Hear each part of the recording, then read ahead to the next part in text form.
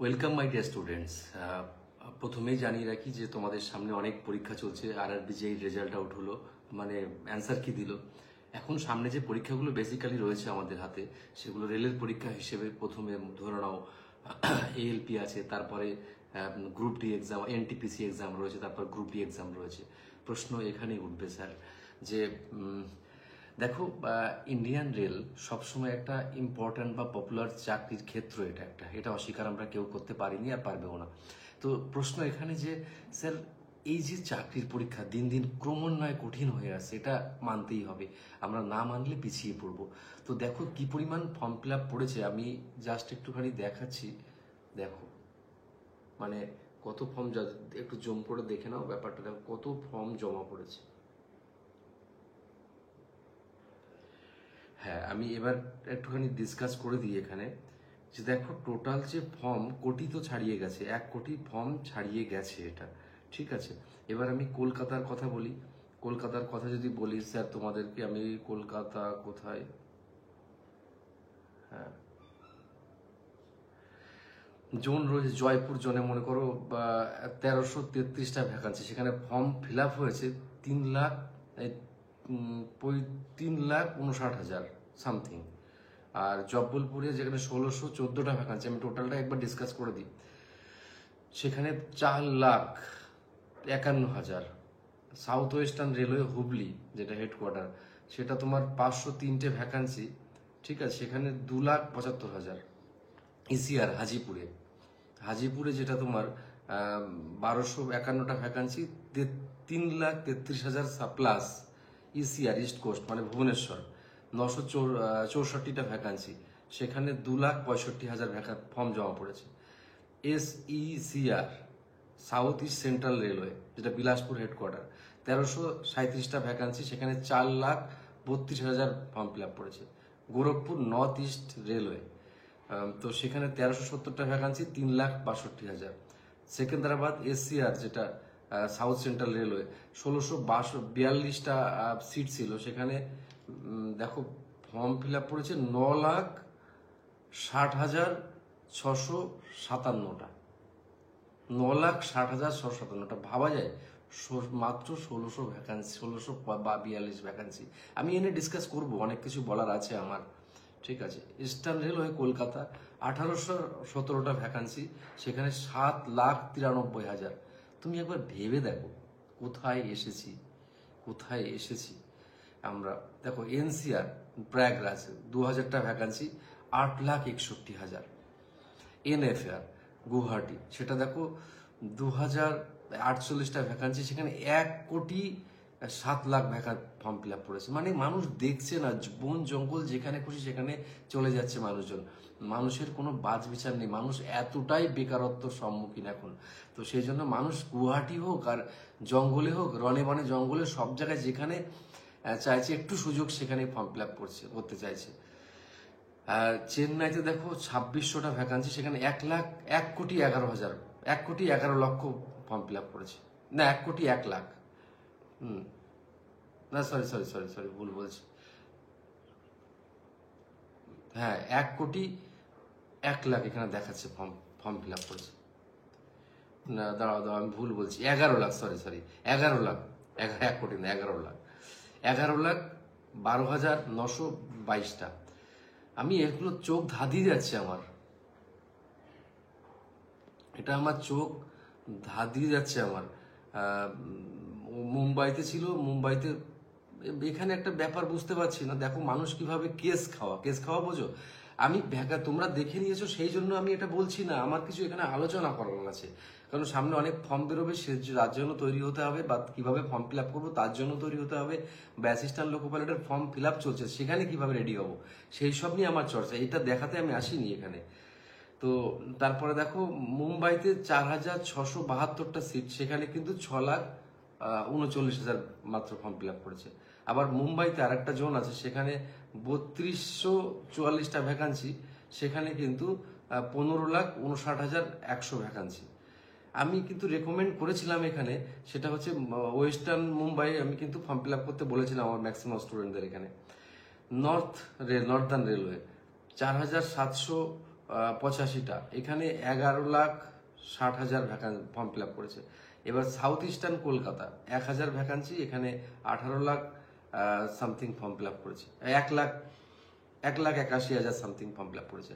আচ্ছা, সংখ্যাতে দু একটা আমি ভুলভাল বলতে পারি, সেটাতে অসুবিধা নেই, মানে কম বেশি বলেছি। এখানে ইউআর ক্যাটাগরি সব আছে, সব এখানে আছে। এখন প্রশ্ন, আমি এইটা এইটা নিয়ে কথা বলছি না। আমার প্রশ্ন হচ্ছে এখন আমরা কি করব, বা তোমরা যে বলছো কি করব স্যার, ফর্ম ফিল আপ দেখে চাকরির পিপাসা নেওয়া, এগুলো চরম মূর্খের পরিচয়। এর মধ্যে একটা বড় অংশ, প্রায় 80% ছেলে মেয়ে উইদাউট প্রিপারেশনে চাকরির পরীক্ষাতে তারা যাবে এবং পরীক্ষা দেখে আসবে, তারা আবার সব টিকও মেরে আসবে, তারা জানবে যে তারা বিরাট পারফর্ম করে গেছে, এরকম হবে। আসলে ম্যাটারটা সে জায়গাটা নয়। চাকরির যারা অনেস্টলি প্রিপারেশন করে তাদের মধ্যে তার সংখ্যা মাত্র 20% মতো থাকে ম্যাক্সিমাম, আমি দেখেছি একটা আইডিয়া। তো এই 20% ছেলে মেয়েদের মধ্যে আলটিমেট কম্পিটিশন হয়, 20% ছেলে মেয়েদের মধ্যে আলটিমেট কম্পিটিশন 20% ছেলেদের মধ্যে হয়। তাহলে এই যে 20%-এর মধ্যে তুমি যদি থেকে থাকো, তাহলে তুমি কম্পিটিটর হিসেবে নিজেকে দেখো। এই টোটাল ফর্ম ফিল আপ দেখো না, কারণ ভারতবর্ষ অনেক বড়, অনেক বেকারত্ব, অনেক চ্যালেঞ্জিং এর সম্মুখীন ভারতবর্ষ সর্বদা হয়ে আসছে। দিনকে দিন আরো বাড়ছে, মানে নেট যুগের ব্যাপার, এখন সব কিছু তোমার হাতের সামনে, তাই কম্পিটিশন লেভেলটাও কিন্তু যথেষ্ট উন্নত হতে শুরু করেছে। আই হোপ, আমি আশা করব তোমরা যারা প্রিপারেশনের স্ট্র্যাটেজির মধ্যে রয়েছো, তাদের একটাই কথা, সেটা হচ্ছে যে তোমরা নিজেদেরকে বিড়ম্বনায় ফেলো না। তোমরা যেটা করছো একদম সিলেবাস ওরিয়েন্টেড, আমরা যেরকম তপবন স্টাডি সেন্টারে সিলেবাস ধরে ধরে সিস্টেমেটিকভাবে রিভিশন পর্যন্ত করাচ্ছি। তো এই যে আমাদের নতুন ব্যাচও শুরু হবে 27 তারিখ থেকে, নতুন ব্যাচ মানে আগামীকাল থেকে শুরু হচ্ছে নতুন অফলাইন ব্যাচ, তারপরে অনলাইন ব্যাচও শুরু হচ্ছে, যাকে সে কথায় আসছি না। এবার কথা হচ্ছে যে তোমার কাজ হচ্ছে গ্রুপ ডিতে চাকরি পেতে গেলে তোমাকে সায়েন্সটাকে জল ভাত করতে হবে। সায়েন্সের চ্যাপ্টারগুলোকে ধরে ধরে এনসিআরটি হোক বা আমাদের ওয়েস্ট বেঙ্গল বোর্ড থেকে পড়লেও হবে।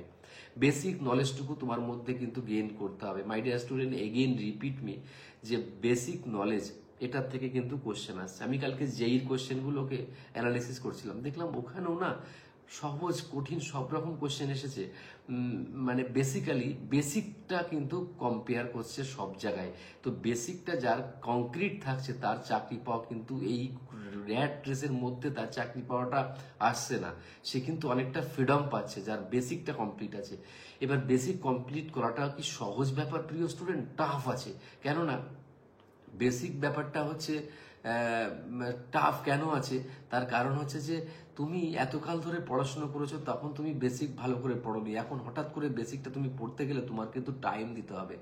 তাই আমি প্রথমে মনে করি যে যদি চাকরি পেতেই হয়, তাহলে টাইম কিন্তু তোমাকে এঙ্গেজ করতে হবে বেসিক বা ফান্ডামেন্টাল নলেজের উপরে।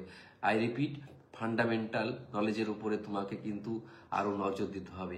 চাকরি পাওয়ার জন্য যদি এখন থেকে নজর দাও, তাহলে কিন্তু চাকরিটা হবে না, লিখে রাখতে পারো। এখন নিজেকে উৎকর্ষিত করতে হবে, নিজেকে অনেক মূল্যবান করে তুলতে হবে। এই সেই সময়, এই সেই ব্ল্যাঙ্ক টাইম, এই ব্ল্যাঙ্ক টাইমে নিজেকে উজাড় করে দাও, মানে ভালো করে কম্পিটিটিভ মন তৈরি করো। আমি কম্পিটিটর হবে তুমি এমনিই হয়ে যাবে। আর ওই কাট অফ মার্কের কথা চিন্তা করে যারা চাকরির প্রিপারেশন নেয়, তাদের চাকরি পাওয়া স্বপ্ন অধরাই থেকে যায়, তারা সহজে চাকরি পায় না প্রিয় স্টুডেন্টস। এর পেছনে কারণ এখন লড়াইটা অনেক জোরদার। তাই কম্প্যাক্টনেস তোমার মধ্যে চাই, কম্প্যাক্টনেস মানে ভুল কম করব, আমি জানবো বেশি, বুঝবো বেশি এবং পারফর্ম করব বেশি। আর এমনি একটা সিস্টেমের সঙ্গে থাকার চেষ্টা করো, যে কোনো একটা সিস্টেমের সঙ্গে থেকে যে কোনো একজন আদর্শ মানুষের সহযোগিতা নাও, যে কোনো একজন প্রিয় মানুষের সহযোগিতা নাও, যারা এই সিস্টেম সম্পর্কে আইডিয়া যাদের আছে। গাইডলাইন ছাড়া আজকে এগোনো খুব টাফ আছে। একটা সময় কি হয় বলো তো, ফ্রাস্ট্রেট লাগে নিজেকে, সেখান থেকে উঠে দাঁড়ানো বড্ড কঠিন হয়ে যায়। আই রিপিট, এগেন রিপিট, যে একটা সময় পড়তে পড়তে না ফ্রাস্ট্রেট হয়ে যায় মানুষজন, স্টুডেন্টগুলো।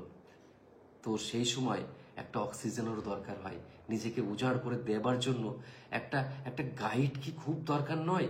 এটা কিন্তু মনে রাখতে হবে। খেলাধুলা বলো, যে কোনো বলো, তোমার মাথার উপরে যদি কেউ তোমাকে ছড়ি না ঘোরায়, কেউ তোমাকে ভালোবেসে না বলে, কেউ তোমাকে আদর্শে উন্নীত না করতে চায়, তাহলে কিন্তু এই রাস্তা পার হওয়া টাফ আছে। আমি বলবো না পারা যাবে না, কিছু তো মানুষ থাকে তারা একদম জন্মগত ব্রেন নিয়ে জন্মায়, তাদের কথা আমি বলছি না, কিন্তু অন অ্যান অ্যাভারেজ স্টুডেন্টরা কিন্তু চাকরি পেতে গেলে তাদের একটা আদর্শ জায়গা তাদের দরকার, এবং খুব ইম্পর্ট্যান্টলি তাদেরকে একটা সুস্থ, স্বাভাবিক এবং সাবলীলভাবে সামনের দিকে চলতে হবে। না হলে এই চাকরির পরীক্ষায় ক্র্যাক করা টাফ হয়ে যাবে, দিন দিন যাই হচ্ছে। তুমি যদি কোনো গাইডলাইনের আওতায় না থাকো, অন্য কেউ তো চলে আসবে, অন্য কেউ তো গাইডলাইন নেবে, তাহলে সে চাকরি পাবে।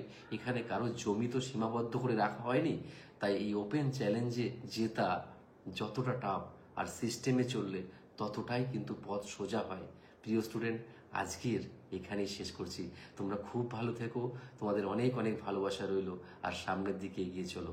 Best of luck my dear students. Again meet হচ্ছে অন্য কোনো ভিডিওতে। ভালো থেকো তোমরা।